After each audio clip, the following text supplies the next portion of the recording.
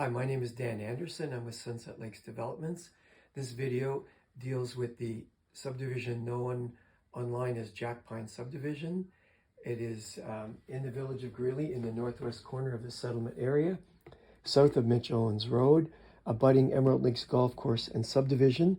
On the west is Emerald Links Phase 3 Subdivision Plan 4M1660. At the time of approval of the subdivision, which has Grays Creek Municipal Drain running through it and has legal outlet for these lands running through it and abutting this property, it was identified that although the Grays Creek drainage report accounted for this property, in fact, all of these lands were draining west and historically have been draining west to Grays Creek. Grays Creek has been receiving it. The assessment for this portion was going into the Osgood Gardens financial basket for benefit and outlet. So as part of the subdivision approval for this subdivision, a mapping correction was agreed to and submitted to Aaron Moore on July 4th and confirmed by Aaron Moore that she had the documentation necessary to proceed to ERAC. Note that this Drainage Act amendment is not dealing with any works whatsoever, nor is it changing the flow of any drainage. It is acknowledging the existing flow of drainage, and it is simply making the mapping correction.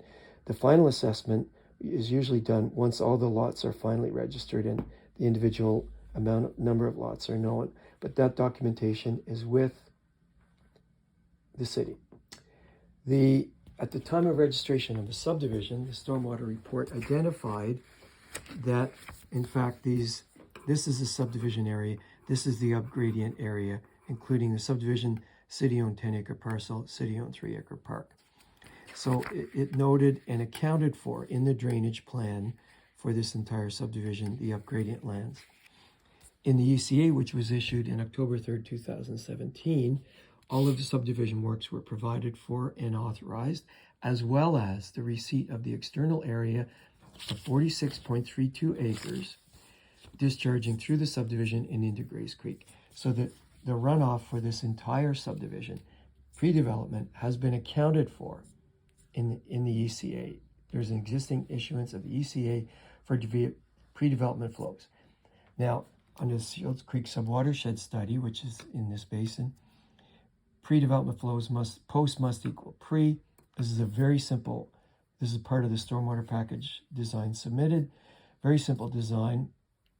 2 amply sized ponds, a central and a western pond, which receive runoff from the roads, the developed part of the lots. There's a forested area retained on the back of all the lots, and there's a city 10-acre forest here. The stormwater receives it, the ponds receive it, treat it, and release it into the legal authorized outlet. As mentioned, there is an ECA to receive the pre-development flows, and there will be an ECA for the post-development flows. Capacities were identified and covered in the drainage works for this subdivision, and the release rates and the entire design was modeled by J.F. Sudbury, and that documentation was also submitted to the city, along with the entire drainage plans. In this case, rather than only a conceptual design, the entire grading and drainage package was submitted to the city, and a set of comments were received and responded to with appropriate amendments to designs, with a resubmission December 15th, 2021, dealing with the various grading plans, stormwater ponds, maintenance access, lot grading issues, STM1, serviceability report, and so on. Second set of comments were received and responded to in a full resubmission June 23, 2022. And again, the necessary amendments were made and comments responded to on the various plans, the GP plan, site servicing, erosion control, storm drainage area plan. And this subdivision has now been draft approved September 28th, 2023. Appeal period expired October 18th. And as part of the approved plan, all of the serviceability, grading, and drainage plans are part of the approved reports. So the plans have been approved. With respect to the drainage matter, as indicated, it was already submitted, and the mapping correction everything has been provided to the municipality, and it was confirmed a year and a half ago that they had what they needed.